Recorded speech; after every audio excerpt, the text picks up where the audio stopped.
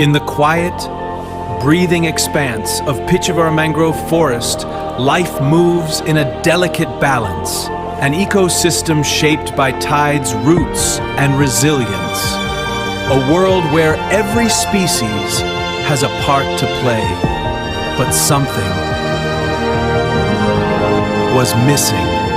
The gentle hum of pollinators, the silent architects of regeneration. Without honeybees, the forest began to feel the shift. Fewer blooms, slower renewal, a masterpiece left unfinished. Now,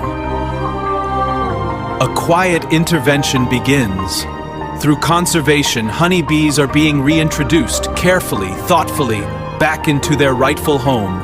And slowly, they return, carrying life in the form of pollen. With every flight, they rebuild connections. They are reviving those that sustain the mangroves. This is not just the return of a species. It is the restoration of balance. In the rhythm of their wings, a forest finds its future again.